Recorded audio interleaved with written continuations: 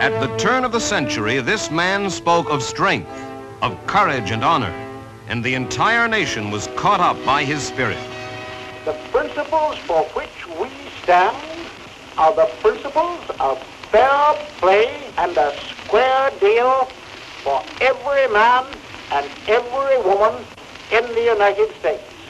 I wish to see you boys join the party and act in that party in the same way I'd expect any one of you to act in a football game.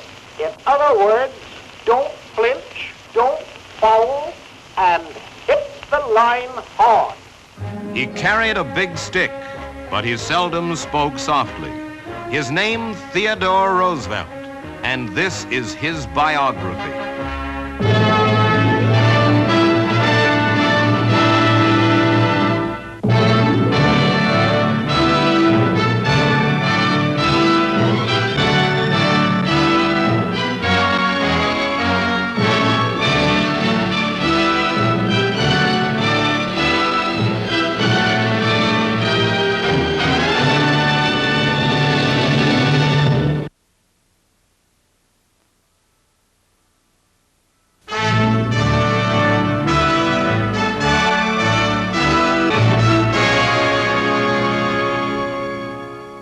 I'm Mike Wallace. This is Biography. Our story, Theodore Roosevelt.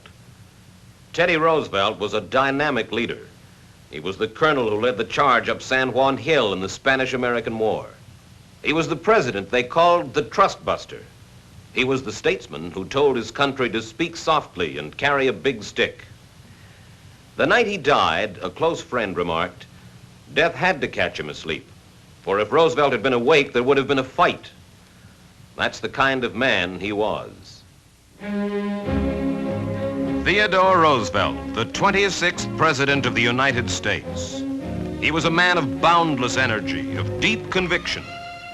And his personal magnetism was such that a rival politician complained, when he is in the neighborhood, the public can no more turn away than a small boy can turn from a circus parade.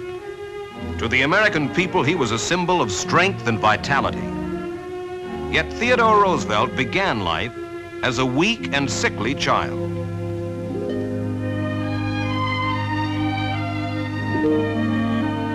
New York City, 1863.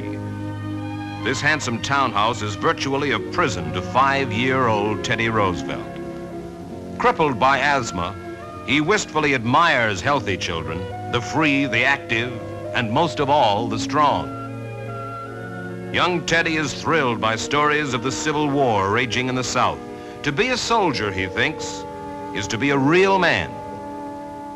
Teddy's mother, a gentle, cultivated woman, adores her delicate son. But Theodore Roosevelt Sr., a prominent lawyer, is determined that his son will not be coddled. You must make your body, he tells Teddy.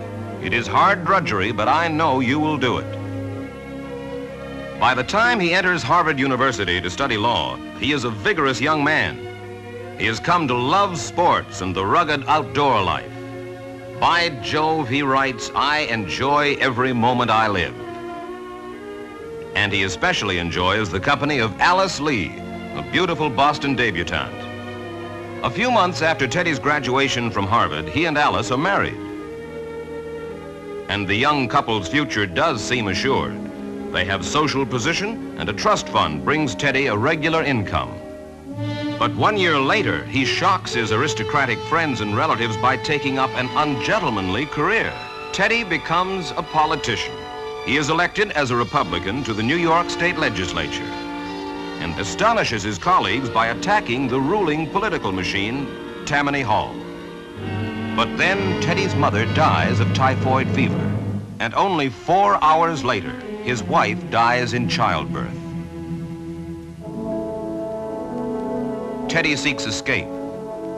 He buys a ranch in North Dakota and throws himself into the hard life of a cowhand. Here he goes out of his way to court discomfort and danger. And in time he realizes a boyhood dream. He becomes a hardened adventurer. He returns east and marries again in 1886. His bride is Edith Carroll, a friend since childhood. Resuming his career in politics, he receives a Washington appointment as Civil Service Commissioner in Washington, D.C. His startling aggressiveness in this minor position makes him the talk of Washington. After a few years, Teddy moves to another job that calls for a crusader. As police commissioner of New York City, he enthusiastically fights corruption, but he's impatient and he wants an even bigger challenge. In 1897, he wins a post as Assistant Secretary of the Navy in President McKinley's new administration. Then, February 15th, 1898, the battleship Maine blows up in Havana Harbor, and a wave of indignation against Spain sweeps the nation. McKinley declares war. Teddy seizes the opportunity to become a soldier. He organizes a volunteer regiment, bringing together cowhands and gamblers from the West and polo-playing Harvard boys from the East. They call themselves Roosevelt's Rough Riders. They are amateur soldiers, but their enthusiasm runs high. And newly commissioned Lieutenant Colonel Theodore Roosevelt is the most enthusiastic of all. Teddy slashes through red tape to get his men to Cuba. He's afraid that the war will end before he can see action. Finally, on July 1st, 1898, Teddy gets his chance. At the head of his troops, he leads a charge up San Juan Hill. I waved my hat, he recalled, and up the hill we went.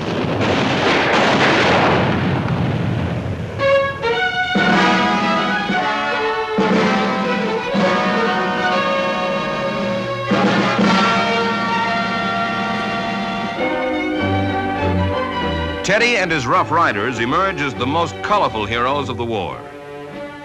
His fame and popularity catapult him into a race for governor of New York. Teddy, the Rough Rider, is presented to the voters as the man who can clean up the scandal-ridden State House. After a hard campaign, he is elected. He is 42, but still almost boyishly vigorous. Teddy loves his role as head of a bustling, energetic family. He is a wonderful father, warm-hearted and full of fun. He boasts, "I have the happiest home life of any man I have ever known." Here, he can momentarily forget the intrigues of fellow Republicans who are already looking for a way to ease him out of office. For them, he is too much of a rebel. The party bosses make their move at the Republican convention in 1900. They nominate Teddy for an impressive but traditionally powerless position. Against his will, Teddy runs for vice president on the McKinley ticket. The Republicans easily win the election, and Teddy is put away on the back shelf of the vice presidency. But one of Teddy's most bitter opponents, political boss Mark Hanna, is worried. Now, he complains, there is only one life between this madman and the White House. 1901. On September 6th, President McKinley attends the Pan American Exposition in Buffalo. An assassin strikes. A week later, President William McKinley is dead. Theodore Roosevelt, the man who was made vice president to thwart his political career, now takes over the nation's highest office.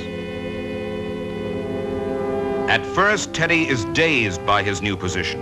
He pledges to go slow and continue McKinley's conservative policies. Some newspapers hail Teddy's apparent change of heart. He is an entirely different man today, one reports hopefully. Then in May of 1902, 147,000 miners strike in eastern Pennsylvania. The mine operators refuse even to negotiate with the workers. They are out to break the union. The strike drags on for 6 months. With winter coming on, schools and hospitals are without heat. The coal shortage creates a national emergency. Teddy forgets his promise of moderation. He shocks the conservatives by threatening to send the army in to operate the mines. And the strike is settled. It is the first time a president has personally interfered to break a deadlock between capital and labor. 1904, an election year and a time of crisis for Teddy Roosevelt. To be re-elected, Teddy must go directly to the people. Teddy makes sure that his message reaches every interested voter. He tours the country, making an exhausting schedule of speeches. The prestige of the United States is a major issue. Americans are proud of their growing strength, but Teddy warns them that the nation is still considered a minor world power. We are a great people, he says, and we must play a great part in the world. All we can decide is whether we shall play it well or ill. But on the eve of election, Teddy feels that he has failed to win popular support. He fears that the public may not be ready for his bold policies. The huge crowds which have turned out to hear his fighting speeches seem more curious than inspired. And Teddy Roosevelt is convinced that the American people will consign him to political oblivion.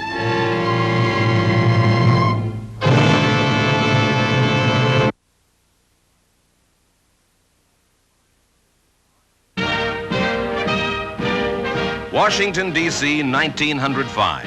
A large and enthusiastic crowd gathers to cheer Teddy Roosevelt. He has been returned to office by a landslide vote. I had no conception that such a thing was possible, he says. At last, I am no longer a political accident. Full of assurance, Roosevelt throws the nation into the arena of international politics. Teddy boldly offers himself as a mediator in the Russo-Japanese War. Responding to his invitation, diplomats from both countries meet at Portsmouth, New Hampshire in August of 1905. And at this conference, arranged by Roosevelt, they quickly reach agreement. His new administration has its first resounding triumph on the international scene. Now, Teddy decides on a bold move to demonstrate the United States military capability. He orders 16 American warships to circle the globe on what he calls a goodwill cruise. The Great White Fleet visits various major foreign ports and leaves a lasting impression of America's power to dominate the high seas. But the United States has only one fleet and two great coastlines to defend. To ensure the safety of his country, Teddy is determined to realize a dream which has fascinated engineers for centuries. To link the Atlantic and Pacific Oceans by a canal across the narrow Isthmus of Panama. In the 1880s, a French company had attempted the project, but disease and engineering difficulties brought bankruptcy and total failure. The United States government is now ready to try where the French had failed. But the Latin American nation of Colombia, which controls Panama, will not agree to sell the needed land at a price Teddy Roosevelt considers reasonable. Suddenly, a revolution erupts in Panama City.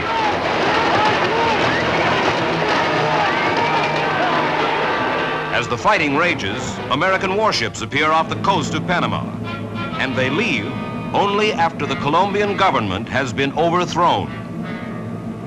Within 10 days, Teddy has purchased from the new Colombian government a 6-mile wide strip of land bridging the Isthmus of Panama. Teddy admits that he has used unusual tactics to get the canal underway. If I'd followed conventional methods, he explains, Congress would still be debating. Now, while the debate goes on, the canal does also. The greatest obstacle is disease. A giant sanitation project is necessary before construction can continue. The Panama Canal is the biggest, costliest, and most difficult public works project the country has ever attempted.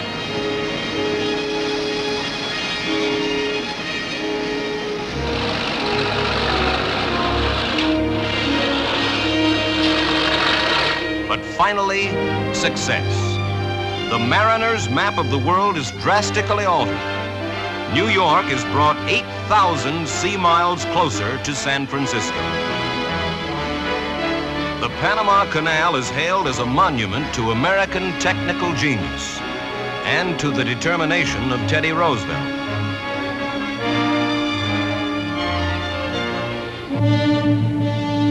In Washington, Teddy continues to carry on his unrelenting battle against the trusts. Monopolies in railroads, steel, sugar, and other basic industries have gained colossal economic power, and they are all but free of regulation.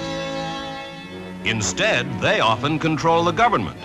The United States Senate is even called the Millionaires Club.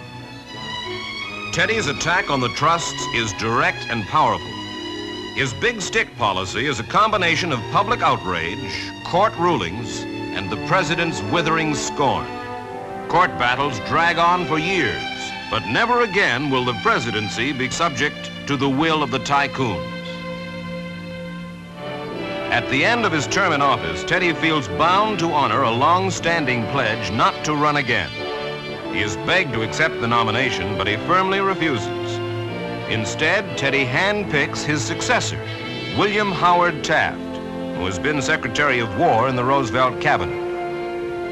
Taft carries the election with ease, but he is considered little more than Teddy Roosevelt's obedient shadow when he takes office. Teddy is determined to leave political worries behind and to relax. So he sails for Africa on an extended safari. 11 months, Teddy wanders in the wilds, engrossed in nature study and hunting. For long periods, he is content in the African wilderness, facing no diplomatic problem greater than deciding who gets the first shot at a lion. On his way home, Teddy is welcomed in Europe with the dignity and ceremony due the leader of a major nation. To most Europeans, he is still the President of the United States. He is showered with honors. I feel, he says, that if I met another king, I should bite him. In Norway, he accepts the Nobel Peace Prize for his role in ending the Russo-Japanese War.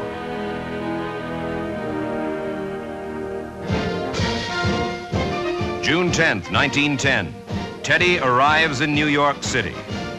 His friends and admirers welcome him home with noisy enthusiasm, but Taft is conspicuously absent. For a time, Teddy rests in seclusion at home at Sagamore Hill. But inevitably, he is drawn back into politics. Taft's enemies come to him from all over the nation. Daily, he hears reports that Taft is becoming a conservative president, that he is not carrying on the Roosevelt tradition. Touring the country, Teddy accuses Taft of being a weak president, of being soft on big business. Soon, it is clear that he and Taft will contend for the nomination in 1912. Taft replies to the challenge. I do not want to fight Teddy Roosevelt, he tells the public, but sometimes a man in a corner fights, and I am going to fight. The 1912 Republican Convention brings the showdown. After a bitter struggle, Taft wins the nomination and the support of conservative Republicans. Teddy walks out, taking the liberal faction with him. In the heat of anger and disappointment, he makes a fateful decision. He will run in the election as an independent.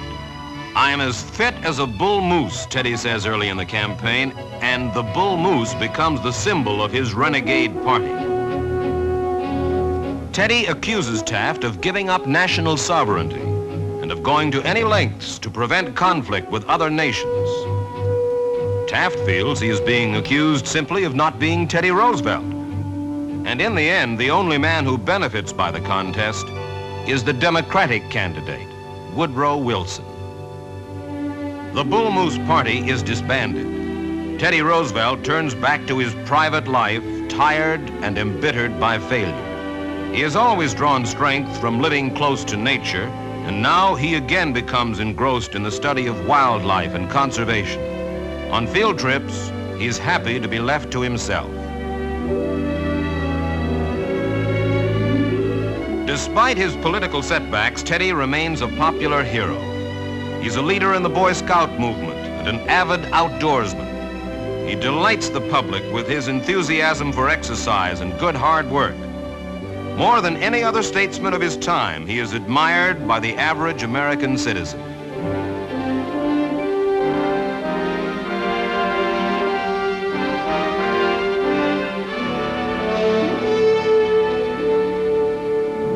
In 1913, Teddy travels to South America. From Brazilian officials, he hears of an unexplored jungle stream called the River of Doubt. This has the sound of adventure. Despite warnings that this is a venture for younger men, he leads an expedition to chart the desolate territory. Teddy drives himself hard, elated at the prospect of challenging the wilderness once more.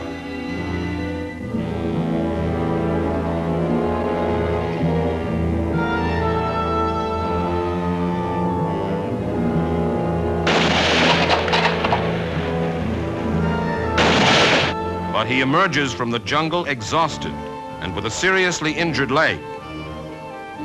I had to go, he sadly explains. It was my last chance to be a boy. 1916, war is raging in Europe. The nation is caught up in a violent controversy. Should the United States aid England or remain neutral as long as possible? President Wilson, re-elected by a slim margin, pleads for the American people to remain impartial. Teddy Roosevelt dives into the controversy. He's convinced that Wilson is making a tragic error. Events soon prove him right. Finally, on April 6, 1917, Wilson has no choice. He signs America's declaration of war. It has come at last. For a year, Teddy has been hammering at American unpreparedness. Now, finally, he can do something. He goes to Wilson and asks for a combat assignment in France. But the president's answer is firm. He will not allow Teddy Roosevelt to fight. Teddy is humiliated and furious. He is convinced that Wilson has turned him down for political reasons. But Teddy Roosevelt can't stay away from the great adventure for long. He begins his own kind of campaign, a strenuous speaking tour covering the nation in support of the war effort. He is a familiar visitor in the training camps. He loves to spend his time with soldiers, and he's always ready to recall a glorious victory long ago at San Juan Hill.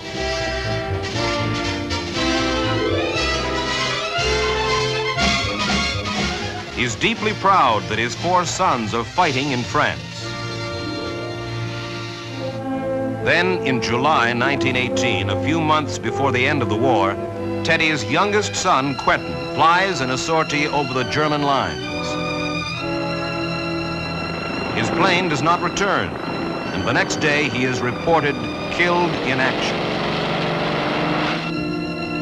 When the doughboys come home, a pale and shaken Theodore Roosevelt is there to greet them. He composes a moving epitaph for Quentin. Only those are fit to live who do not fear to die. Both life and death, he writes, are part of the same great adventure. Teddy Roosevelt's great adventure is almost over. He spends most of his time at Sagamore Hill. Now the old energy and exuberance are gone. Shortly before the end, he says to his wife, "I wonder if you will ever know how much I love Sagamore Hill." And then, in the early morning of January 6, 1919, Theodore Roosevelt dies in his sleep. Theodore Roosevelt's death brings worldwide expressions of grief. But perhaps his finest epitaph was spoken by a distant relative, Franklin Delano Roosevelt. We know, and the nation knows. Yes, the world knows that Theodore Roosevelt was a great patriot and a great soul.